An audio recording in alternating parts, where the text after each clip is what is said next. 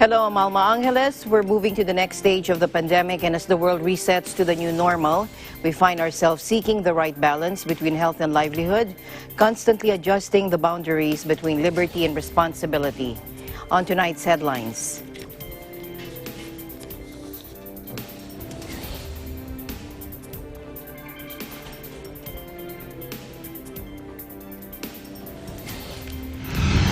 Rescuers in Beirut searched the rubble for survivors after a cataclysmic explosion devastated entire neighborhoods, killed more than 100 people, wounded thousands, and plunged Lebanon deeper into crisis. France and the Netherlands impose stricter mask-wearing rules amid signs that the coronavirus pandemic is flaring up across the globe, with the worldwide death toll exceeding 700,000. And tropical storm Isaias leaves 4 people dead as it pounds the U.S. eastern seaboard with driving winds, heavy rain, and leaving millions of households without power.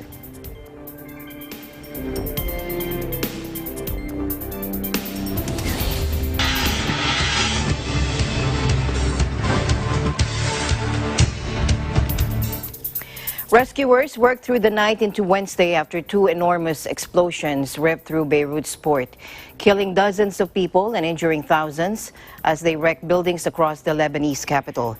The scale of the destruction was such that the Lebanese capital resembled the scene of an earthquake, with thousands of people left homeless and thousands more cramming into overwhelmed hospitals for treatment. Take a look.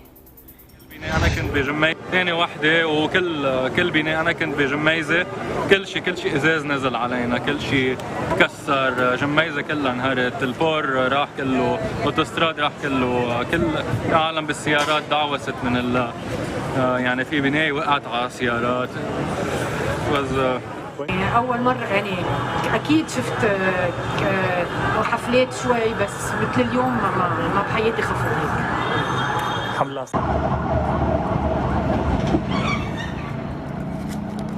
It was a massive explosion. The second blast sent an enormous orange fireball into the sky, immediately followed by a tornado-like shockwave that flattened the port and then shattered windows across the city. The Red Cross said at least 100 people were killed and injured, 4,000 others. Now, the explosions, which were heard in Nicosia, 240 kilometers away in Cyprus, were logged by seismologists, registering as the equivalent of a 3.3 magnitude earthquake. Bloodied, dazed, and wounded people stumbled among the debris, glass shards, and burning buildings in central Beirut. Now, Lebanese President Michel Aoun called for an emergency cabinet meeting on Wednesday and said a 2-week state of emergency should be declared. The scale of the destruction was such that the Lebanese capital resembled the scene of an earthquake. Thousands of people left homeless, thousands more cramming into overwhelmed hospitals for treatment. Lebanon is already reeling from an economic crisis that has left more than half of the population in poverty. The situation has been worsened in recent months by the coronavirus pandemic. Meanwhile, an OFW describes the moment she felt the explosion and damage their residence. Take a look. Kung nakaupo ako dito sa biglang umangat yung inupuan ko, tapos yung rep na mula doon sa umurong dito, tapos nabasag yung salamin doon, tapos itong bubong dito, lahat ng dito, biglang nagsara yung pinto. Tumakbo ako, hindi ko alam, hindi mabukas yung pinto agad-agad. Tumakbo ako, naghanap ako kung saan ako sisilong. Gusto kong sumilong dun sa ilalim ng lamesa. Pagtingin ko dito, bumagsak na lahat ng dito. Ayan, yung bubong. Nakakatakot pala ng ganitong buhay. Ay, nako. Kasi ang lakas ng sabog po talaga. Ay naku, tingnan mo yung bubong namin, na lagas na yan lahat. Niligpit na lang, pinaligpit ng amo ko. Ang hirap ng buhay ng OFW. Hindi mo malaman kung anong mangyaring, sana naman, wag nang maulit. Blast, which appeared to have been caused by a fire igniting 2,750 tons of ammonium nitrate left unsecured in a warehouse, was felt as far away as Cyprus. And seismologists measured the event, which blew out windows at the city's international airport 9 kilometers away, as the equivalent of a 3.3 magnitude earthquake. Meanwhile, Malacanang on Wednesday expressed solidarity with Lebanon. Presidential spokesperson Harry Roque said in a statement, the Philippines is in solidarity with the people of Lebanon in this period of great grief. Our thoughts and prayers are with the Lebanese people. And the Department of Foreign Affairs has been instructed to assist all Filipinos affected by the explosions through the Philippine Embassy in Beirut. Secretary Roque also sympathized with the families of the Filipinos who died or were wounded in the blast. The DFA said 2 Filipinos were killed, 8 injured, and 12 missing in the massive explosion that ripped through the city. Around 33,000 Filipinos are residing in Lebanon, 75% of whom are in the greater Beirut area, according to the Department of Foreign Affairs. Meanwhile, Lebanon's Prime Minister vows that whoever was responsible for the 2 massive blasts in Beirut's port that killed 100 people and injured thousands more will be held to account. Let's listen in. لن يمر من دون حساب. سيدفع المسؤولون عن هذه الكارثة الثمن. هذا وعد للشهداء وللجرحى. هذا التزام وطني. Lebanon's Prime Minister Hassan Diab has called on friendly countries to support a nation already reeling from its worst economic crisis in decade, as well as the coronavirus pandemic. Gulf states were among the first to respond, with Qatar announcing it would send field hospitals to ease pressure on Lebanon's strained medical system. Crews at Doha's Al Ulaid Air Base loaded hundreds of collapsible beds, generators, and burn sheets onto an Air Force cargo plane, one of 4 due to fly from the Gulf to the Mediterranean on Wednesday. Meanwhile, Iran's President Hassan Rouhani said in a message to his Lebanese counterpart that Tehran was ready to offer medical and medicinal and help treat the injured. And Jordan's King Abdullah II also promised to dispatch a field hospital. Dutch authorities announced that 67 aid workers were headed for Beirut, including doctors, police officers, and firefighters. Unusually, neighboring Israel offered humanitarian aid to a country with which it is still technically at war. UN Chief Antonio Guterres expressed his deepest condolences following the horrific explosions, which he said had also injured some United Nations personnel. Now, there has been no indication from Lebanese officials that the explosions were caused deliberately. U.S. President Donald Trump said that U.S. generals had told him the explosions appeared to have been caused by a bomb of some kind. Well, it would seem like it based on the explosion. I've met with some of our great generals, and they just seemed to feel that this was not some kind of a manufacturing explosion type of event. This was seems to be, according to them, they would know better than I would, but they seem to think it was a attack. It was a bomb of some kind, yes. And more messages of support poured in from around the world for Lebanon, whose economy was already on its knees after defaulting on sovereign debt earlier this year. Qatar's Emir Sheikh Tamim bin Hamad Al Thani wished a speedy recovery for the injured, while the United Arab Emirates Vice President and ruler of Dubai, Sheikh Mohammed bin Rashid Al Maktoum, tweeted, quote, "Our condolences to our beloved people in Lebanon." Egypt expressed deep concern at the destruction, and Arab League chief Ahmed Aboul Gate offered condolences, stressing the importance of finding the truth about the explosions. Lebanon's National Defense Council has declared Beirut a disaster zone, and Diab has appealed to Lebanon's allies to stand by the country and send aid. President Michel Aoun has announced he will release 100 billion lira, about 66 million US dollars of emergency funds. But the country is in the middle of an enormous economic crisis, and its hospitals are already overwhelmed by the coronavirus pandemic. The U.S., France, Qatar, Iran, and even Lebanon's arch foe Israel have offered to send aid. Meanwhile, Beirut City Governor Marwan Aboud said that explosions in Beirut has left 300,000 people homeless and caused damage across half of the city, estimated to cost more than $3 billion. Engineers and technical teams have yet to conduct an official assessment, he said, adding that damage from the blast in the port area seems to have extended over half of the city.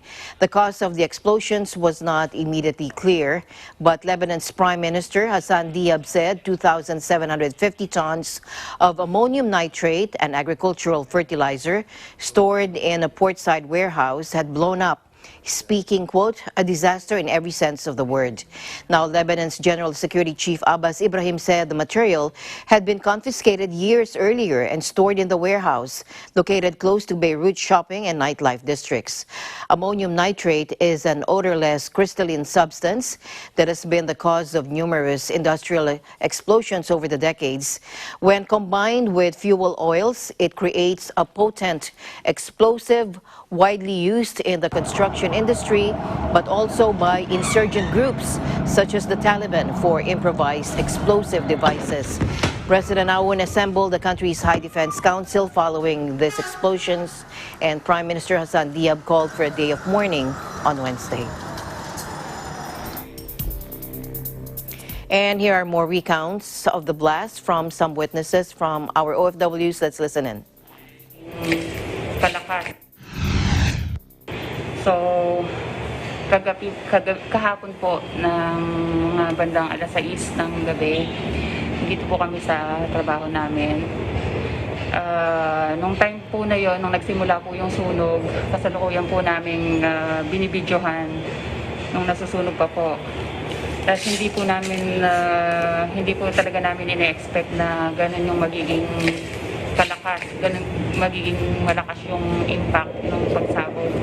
Dahil ang akala po namin is mapupuksa po nila kagad nung time na yon. At nung time po na yon, papunta po sana kami ng supermarket. Bababa na po sana kami nang bigla pong sumabog yung unang pagsabog na medyo mahina pa po. Tapos nung time po na yon, paakyat po ako ng hagdan. So, sumalubong po sa akin yung malaking salamin. At sa sobrang panic po, napaluhod po ako dun sa salamin at muli po akong gumulong at napunta po ako dun sa safety na lugar kung saan nakagitna po dun sa cabinet. Pagdating ko po dun, segundo lang po yung lumipas. Doon na po yung pinakamalakas na impact. Kaya nung time po na yon, talagang hindi po namin lubos maiisip na ganun po talaga kalakas yung pagsabog na yon. At gaya po ng yung mga employer po namin is sinisecure naman po kami yung kaligtasan namin. At yun nga po, talagang dala po ng panic namin, takot namin. Hindi na po namin alam ang gagawin namin dahil kahit po sa daan, napakarami pong bubog na mula sa mga building, sa mga bintana, at ang dami pong mga tao na talagang sugatan. At salamat naman po sa Ama't kami po ligtas naman po sa pagkakataon pong ito. Lahat po dito po parte ng aming building is po talaga, totally wasak po talaga.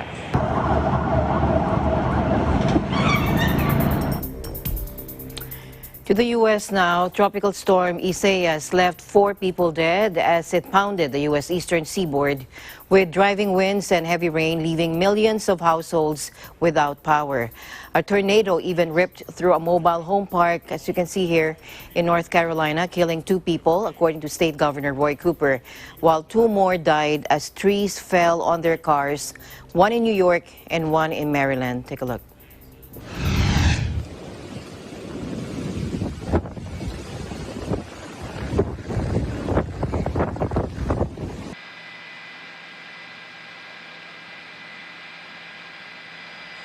It's bad. It doesn't look real. Something that you see on TV, but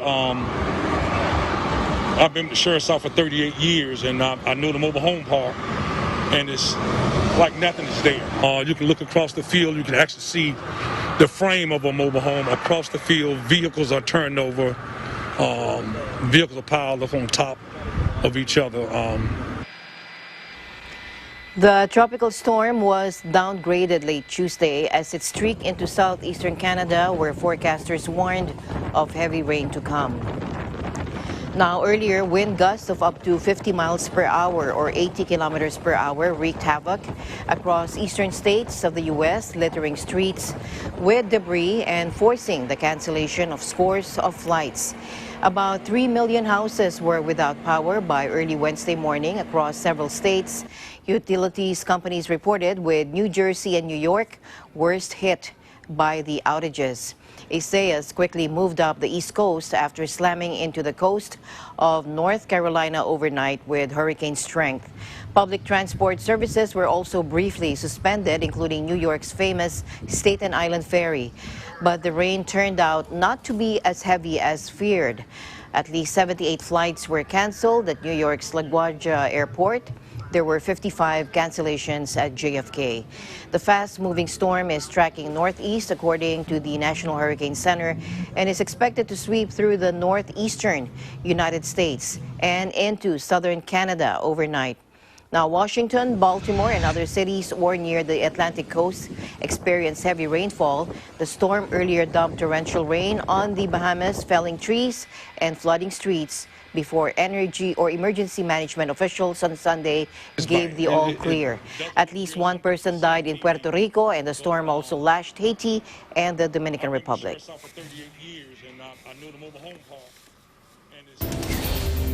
Eagle News will be right back.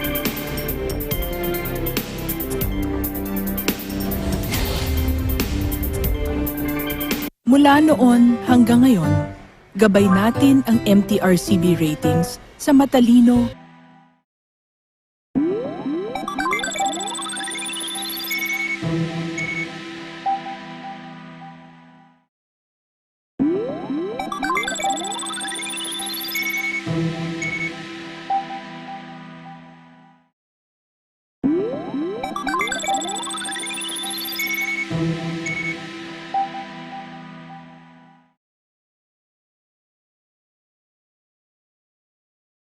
lumipas man ang panahon. Ang MTRCB. Bukas na po ang auditions para sa Tagisan ng Galing Part 2. Mag-audition na po kayo sapagkat mahigit sa 7 million pesos ang nag-aantay na papremyo sa kategorya ng sayawan at kantahan. Opo, Tagisan ng Galing Part 2. Dito lamang po yan sa Net 25. A group of UK lawmakers urged the government to impose sanctions on Hong Kong Chief Executive Carrie Lam over rights abuses. And we have an update coming in live from the United Kingdom Bureau is Graham Thomas. Hello, Graham. Good evening, Alma. Good evening. You're absolutely right. A group of UK lawmakers on Tuesday urged the government to impose sanctions on Hong Kong's Chief Executive Carrie Lam over human rights abuses by police since pro-democracy protests erupted there. In a scathing report of the treatment of aid workers during the demonstrations in the semi-autonomous Chinese territory, they said Lam, the police commissioner, and others should face repercussions. It found humanitarian staffs had been subjected to intimidation, harassment, threats, physical violence, and arrests during the upheaval that had engulfed the former British colony since last year. The 121 lawmakers in the All-Party Parliamentary Group, or APPG, on Hong Kong said first aiders, as well as doctors and nurses, received treatment that fell short of international humanitarian law and principles. The UK should urgently impose Magnitsky-style sanctions on those who are responsible for permitting the excessive police violence, including, but not limited to, Chief Executive Carrie Lam and the Commissioner of Police, they said in the 80-page report. Britain last month sanctioned 49 accused human rights violators, including 25 Russians who were allegedly involved in the 2009 death of Kremlin critic lawyer Sergei Magnitsky. The lawmakers' new report also called on Britain to lead efforts to establish an independent mechanism to investigate the situation in Hong Kong through international bodies such as the United Nations. Huge pro-democracy demonstrations have swept Hong Kong since last year, leading to often violent confrontations with police and more than 9,000 arrests. Britain, which returned control to the territory to China in 1997 on the basis of a joint declaration guaranteeing freedoms until 2047, has criticized the heavy-handed crackdown. But Beijing responded to the persistent protests by unilaterally imposing a draconian national security law in June, sparking further criticisms in Washington and in London. The Hong Kong APPG, which is comprised of MPs and House of Lords members from across the British political spectrum, released its report, The Shrinking Safe Space for Humanitarian Aid Workers in Hong Kong, following a 5-month inquiry.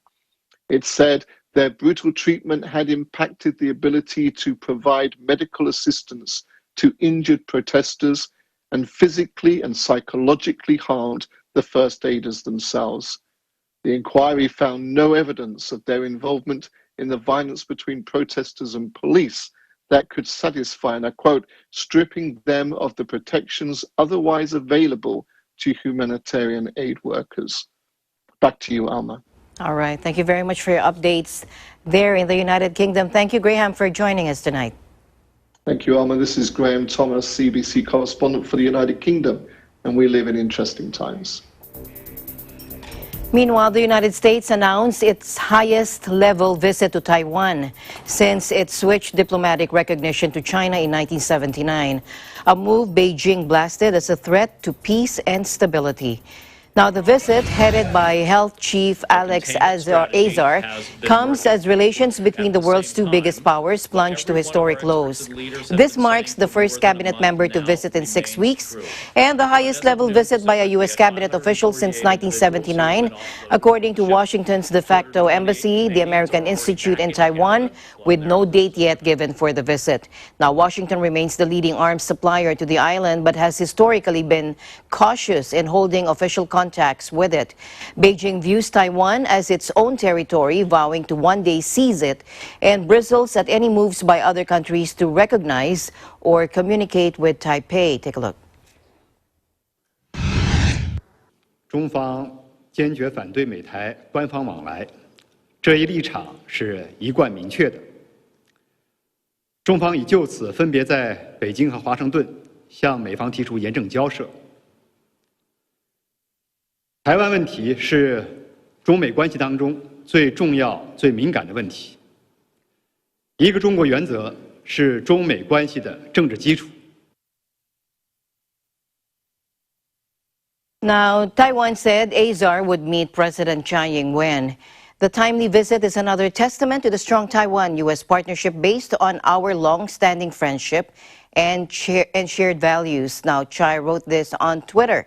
Relations have warmed dramatically under President Donald Trump, 548 individuals, who has issued embracing democratic Taiwan more closely as a way to hit back at authoritarian Beijing as he clashes with China on a host of issues, including trade and coronavirus. The U.S. switched diplomatic recognition from Taiwan to China in 1979, and it remains the leading arms supplier to the island, but has historically been cautious in holding official contacts with it. All right, we have an update coming in from our EBC Bangkok Bureau. Gila Pablo joins us live. Hello, Gila.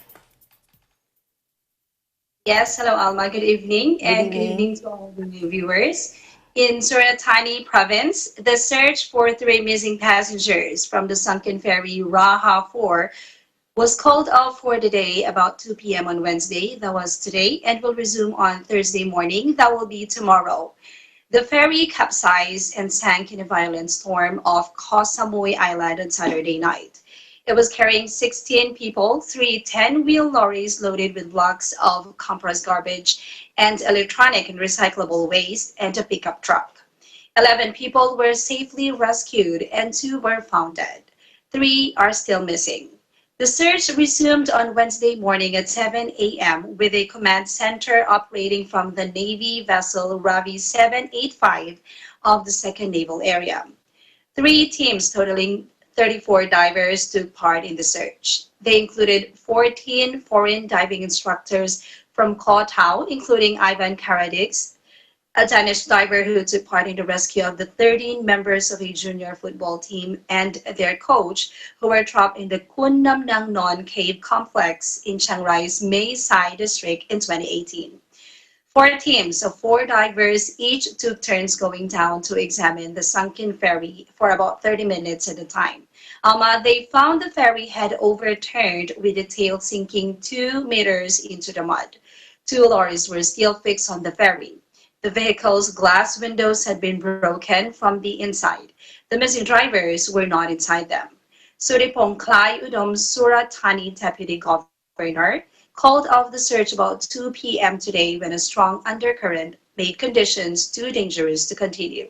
The search will resume on Thursday morning. Back to you, Alma. All right. Thank you very much, Gila, for your updates there in Thailand. Do take care. Stay safe. Stay healthy always. Same to you, Alma. I'm Sheila Pablo reporting live from Bangkok, Thailand. We live in interesting times. And we're still following the coronavirus situation around the world. The pandemic has killed more than 700,000 people worldwide since it first emerged in China in December, according to an AFP tally compiled from official sources. This was at 06:55 GMT on Wednesday. Take a look. A total of 700,489 deaths have been recorded out of 18,547,833 cases, of whom 10,889,745 have recovered. Now, Europe is the hardest hit region with 211,365 fatalities.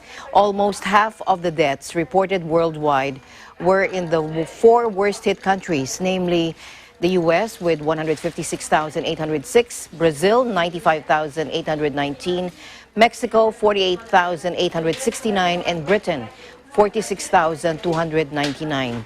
The number of deaths from COVID-19 has doubled since May 26, and some 100,000 fatalities have been registered in just under 3 weeks. The tallies using data collected by AFP from national authorities and information from the World Health Organization probably reflect only a fraction of the actual number of infections. Many countries are testing only symptomatic or the most serious cases. Meanwhile, France and the Netherlands are gearing up for stricter mask-wearing rules to fight the coronavirus as the global death toll from the pandemic has 700,000 now. Paris, Toulouse, and other cities announced that the wearing of masks would be compulsory.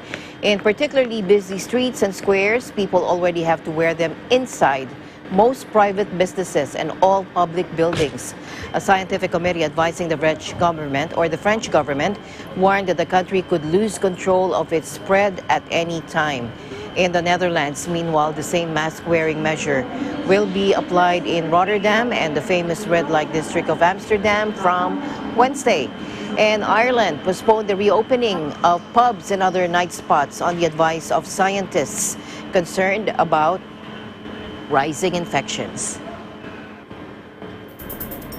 Some 24,000 health workers in South Africa have contracted the coronavirus, 181 of whom have died since the pandemic hit the country in March, according to the health minister, announcing it on Wednesday.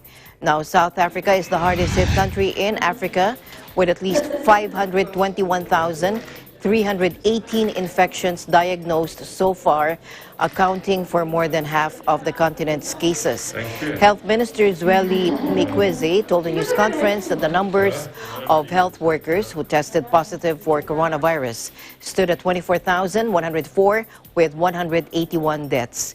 He also said the tally translates to around 5% of the country's total caseload compared to the global rate of some 10%. Unions have since the start of the pandemic been raising concerns about safety in hospitals as well as the availability, quality, and size of protective gear. The minister warned he would act against hospital administrators who failed to ensure workplace safety. South Africa's overall caseload has risen rapidly in recent weeks, although the daily increase has recently begun to slow. Health authorities have been expecting a surge in infections after the easing of a strict lockdown imposed on March 27. And further preventive actions were taken to prevent a second wave of virus infections in Australia. From Sydney, here's Justin Vicente. Australia was widely heralded as one of the countries in the world seeming to be at the brink of eliminating COVID-19. After many weeks of flattening the curve, hundreds of new cases have occurred every day within the last week. Each day, there have been up to 723 new confirmed cases and counting, therefore posing a possible second surge of the global known infection within this country. New South Wales is one of Australia's most populous states and has had up to 21 new cases every day within the last week. Tighter restrictions on cafes, restaurants, weddings and funerals came into effect, as well as mandatory mask wear for healthcare providers. The immense growth in the number of COVID-19 cases seen in another state, Victoria, which has had between 300 to 700 new confirmed cases every day within the last week, has alerted New South Wales Health Government to take further action towards containing the virus. To be honest, when it was first starting, it was a little bit scary, especially when you're serving customers and there's cases in the center, and when customers coughing and just doing all that kind of stuff, it makes you a bit nervous because you can't really go anywhere, right? You have to stay in work and do stuff. So there is a bit, as it kind of calmed down a bit now, it's not as bad, but still it kind of crosses your mind every now and then. So there's definitely that factor there, I'd say. I think there is a bit of anxiety going on because me being in retail, we've noticed since the outbreak here in the shopping centre, a lot of people now are, withdrawing from coming here because of that one incident. So I think there is a lot of anxiety out there in thoughts. It is a little scary, I would say, just because I feel like with the second wave, there's so many more cases than the first, and you just don't know anymore. It's hard to go out, just because you never know. You could get the virus in 2 seconds. In a bid to eradicate a second wave of the infection, the New South Wales Health Government escalates to moderate risk level amber for local transmission of COVID-19. As part of the restrictions in place, all healthcare workers are required to wear surgical masks if they are within 1.5 metres of patients or visitors. Inpatients and visitors should also be provided masks to be worn. After announcing the new restrictions last week, New South Wales Premier Gladys Berejiklian said the measures would reduce the risk of community transmission and help authorities control the virus. While some people agree to the terms of mandatory mask wear, others seem to differ in opinion. Honestly, I'm all for the mask because, it's all about keeping the community safe, especially the elderly and the most vulnerable. And if wearing a mask helps that, then I'm for it 100%. I respect people that don't have them, but would most likely prefer, because it's safety not only for us, but for other people as well. And I feed a family of 4. So if I don't wear masks and I get sick, I can't provide for them because I can't come to work. So I think I prefer for them to wear masks because of our condition right now. For me, honestly, I wish I could wear a face mask, but sometimes not a requirement for us anyways. But when I do see a customer wearing a face mask, it makes me feel much more relieved that they are wearing a face mask. So yeah, I definitely think that everyone should be wearing a face mask. Although the rules in New South Wales regarding masks are applied for those within clinical areas, it is predicted that if the number of confirmed cases continue to rise, tougher and further restrictions may take place for the public in the coming weeks. The New South Wales Health Government urges the public to ensure social distancing is still in place whether people are at work or in the public. Furthermore, they advise that if people are not able to physically distance, wearing a mask is encouraged as it is one aspect of keeping others and ourselves safe.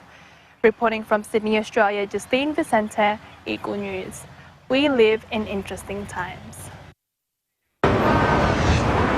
And Hong Kong reported 85 new coronavirus cases on Wednesday, including 3 that were locally transmitted, as authorities battle to control a third wave of the outbreak, which has seen a resurgence in infections over the past month. Since late January, around 3,700 people have been infected in Hong Kong, 42 of whom have died. And the face mask has become a huge part of the coronavirus pandemic sweeping the globe.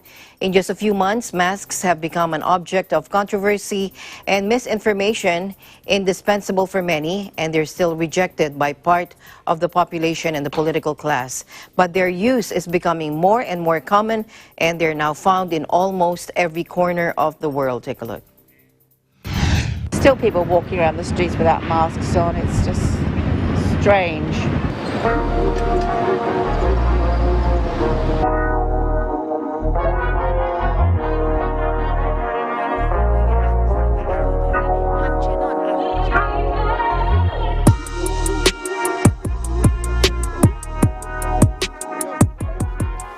This is the exact opposite of what we need to be doing. We are supposed to be physically distancing, wearing masks, and so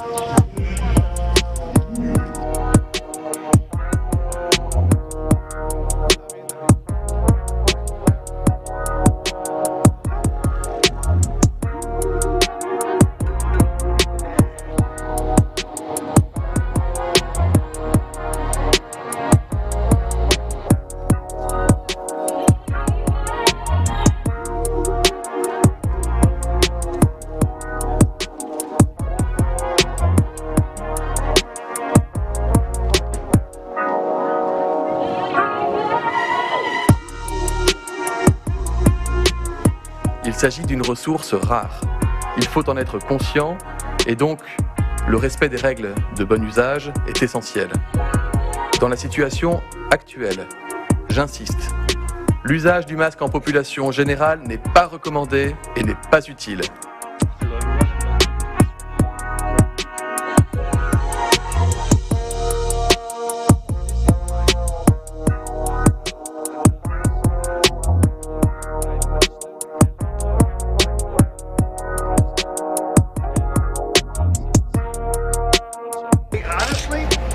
I look better in the mask. I really did. When I'm making a speech, I won't have it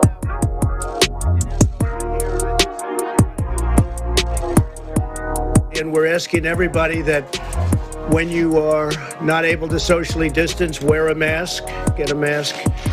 Whether you like the mask or not, they have an impact, they'll have an effect, and we need everything we can get.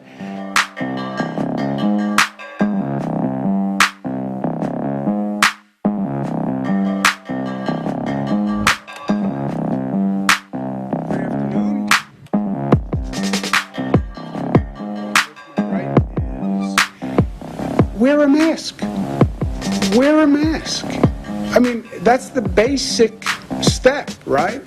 Socially distance. If you can't socially distance, you're in New York City, you're going to walk up next to a person. Wear a mask.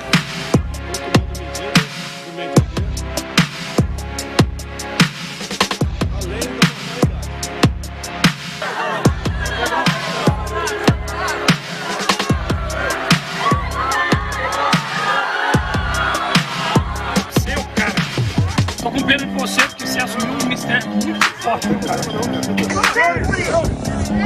está mudando. Vamos azar com essa pandemia, mas vamos sair dessa. Minha cara aqui, tá certo? Você vê minha cara, eu tô bem, tranquilo, graças a Deus.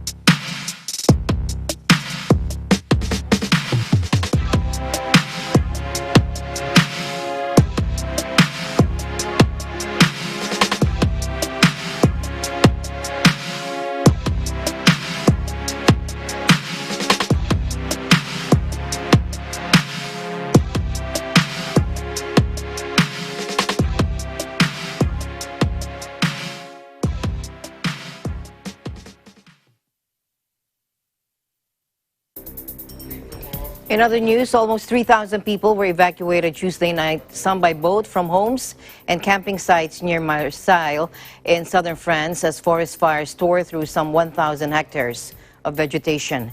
About 1,800 firefighters battled the blazes, fanned by strong winds overnight, and 14 sustained light injuries, according to officials. No civilians were hurt.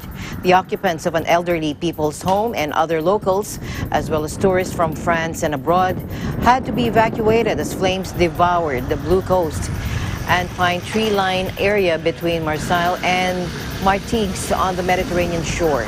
Many homes and 8 campsites near Martigues, where the fire started, and Sauce Lake Pins were evacuated as a preventive measure, according to the fire service. Some people had to be rescued by sea from camping sites and beaches. In hot, dry summer conditions, the fires broke out late Tuesday afternoon and spread quickly, fanned by strong winds up to 8 kilometers in 2 hours, according to firefighters. And Malaysia was criticized for abandoning plans to introduce legislation that would have punished its firms operating in neighboring Indonesia if they are found to have caused smog belching forest fires. Massive blazes, often started to clear land for palm oil plantations, burn out of control in Indonesia every year, blanketing the region in toxic smoke. Now, last year's were the worst since 2015 due to dry weather, with the haze forcing many schools in Indonesia and Malaysia to close and putting the health of millions at risk. Indonesia claimed that fires had blazed out of control on some plantations owned by several Malaysian firms. Now, this prompted the Malaysian government to look at drafting a law that would have punished companies from the country found to have contributed to causing smog-producing fires overseas. But a new administration that took office in March announced Monday it was ditching the plan. Environment Minister Tuan Ibrahim Tuan Man said officials would instead work with other countries in the region to tackle the problem, and pointed to a similar law in Singapore, which has been criticized as ineffective. Indonesia has already been hit by fire outbreaks this year, although there has not been a major spread of smog across the region yet. Last month, an Indonesian province on Borneo Island declared a state of emergency, while in May, tens of thousands of personnel and water-bombing aircraft were deployed to tackle the season's first blazes. And there are growing fears over Indonesia's ability to tackle the crisis this year, with funds and personnel redirected to battling an escalating coronavirus outbreak. As Japan marks 75 years since the devastating attacks on Hiroshima and Nagasaki, the last generation of nuclear bomb survivors are working to ensure their message lives on after them. The hibakusha, literally person affected by the bomb, have for decades been a powerful voice calling for the abolition of nuclear weapons. Take a look.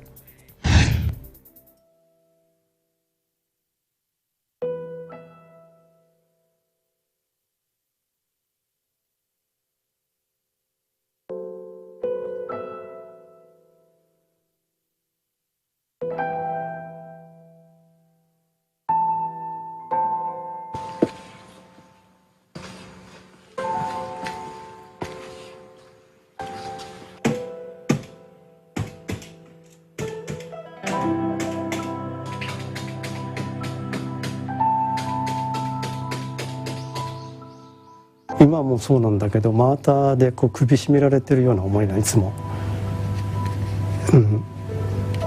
じわじわとこうその窒息していくような核があるというところとか恐怖とかっていう感じでずっと思うはあるんですね。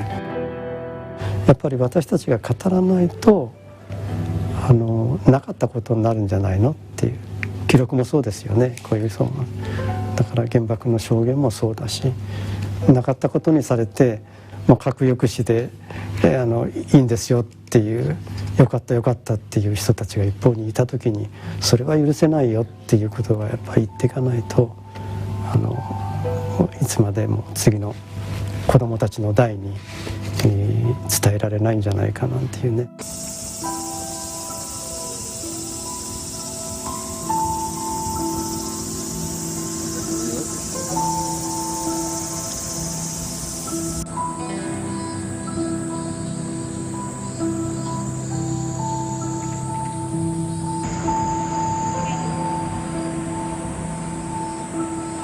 被爆者はだから自分たちがその体験したようなことは体験させていけないという思いがあるから核兵器をなくさなくちゃいけないと思ってるけども、相手が思ってなきゃ空振りですからね、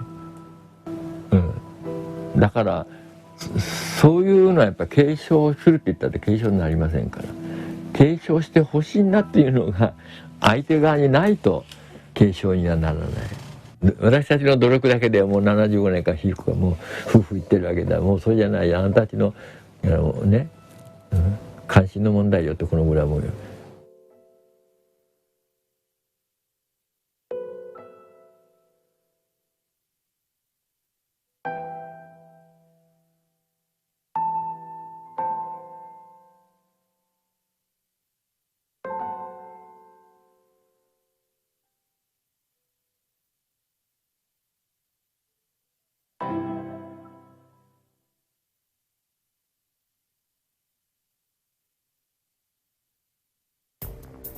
Okay, we're still following the developments out of Beirut. France will send 3 planes to Beirut on Wednesday with rescuers, medical equipment, and a mobile clinic, followed by a visit on Thursday by French President Emmanuel Macron to the city devastated by a massive blast. Now, the presidency announced that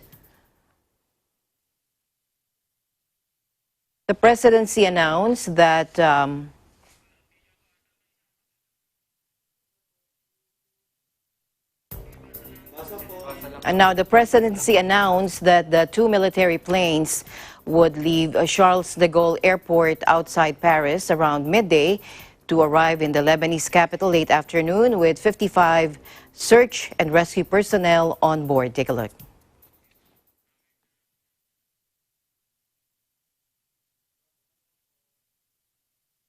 Now, the planes would also bring 25 tons of sanitary equipment and a mobile clinic equipped to treat 500 injured people. A dozen emergency personnel will also be sent to Beirut shortly to reinforce hospitals in the Lebanese capital, according to the presidency. Foreign Minister Jean-Yves Le Drian later said a 3rd private humanitarian plane will leave from Marseille in the south of France, with teams of medical workers who would be immediately operational. The fire department of Marseille said it had made available material and 9 staff, 4 emergency doctors, 3 nurses, and 2 marine firefighters. A cataclysmic explosion at Beirut port sowed devastation across entire neighborhoods, killing more than 100 people and wounding thousands. The blast appeared to have been caused by a fire igniting 2,750 tons of ammonium nitrate left unsecured in a warehouse. Now, President Emmanuel Macron called his Lebanese counterpart Michel Aoun late Tuesday to express France's support for the Lebanese people and promise a dispatch of French aid. And on Thursday, President Macron will travel to Beirut to meet all political actors, including President Aoun and Prime Minister Hassan Diab, according to the Élysée. Le Drian said France will continue mobilizing assistance as needed. And the UN's Food and Agriculture Organization expressed fear that the destruction of the silos would result in critical, severe flour shortages. More updates. Lebanese President Michel Aoun inspected the explosion site at Beirut port. Take a look. Now, the mega blast that tore through Lebanon's capital with the force of an earthquake, killing more than 100 people and injuring over 4,000 now, resulted from the ignition of a huge depot of ammonium nitrate at Beirut's port, according to officials. But many questions remain. The blast, which appeared to have been caused by a fire igniting, as earlier said, 2,750 tons of ammonium nitrate left unsecured in a warehouse, was felt as far away as Cyprus, some 150 miles to the northwest. The governor of Beirut, Marwan Aboud, described the disaster as an apocalyptic situation. He also estimated it might have made 300,000 people temporarily homeless, and it would cost the country in excess of $3 billion. The scale of the destruction was such that the Lebanese capital resembled the scene of an earthquake, with thousands of people left homeless and thousands more cramming into overwhelmed hospitals for treatment. Now, the mushroom-shaped explosion, which seismologists said was logged as the equivalent of a 3.3 magnitude quake, and the scope of the damage drew nuclear analogies in many people's accounts of the tragedy.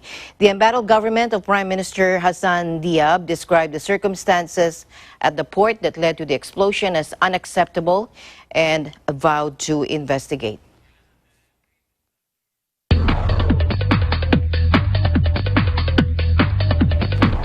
And finally, in our news, Disney's much-delayed blockbuster Mulan will skip the big screen and premiere on streaming platform Disney Plus next month. It was announced today as coronavirus keeps theaters shut across much of the United States. Now, the unprecedented decision, described by CEO Bob Chapek as one-off for a Disney blockbuster, is the latest major blow for movie theater chains already reeling from the pandemic. Mulan, a mega-budget live-action remake of the tale of a legendary Chinese warrior, will be available from September 4 in homes to Disney Plus subscribers for an additional $29.99.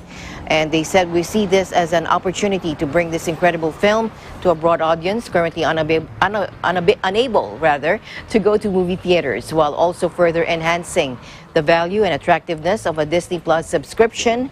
Chapek told an earnings call the film will launch simultaneously in theaters in territories such as China, which do not have currently announced Disney Plus launch plans. The move comes as a second wave of U.S. coronavirus cases stalls reopening plans for theaters in key markets such as New York and Los Angeles.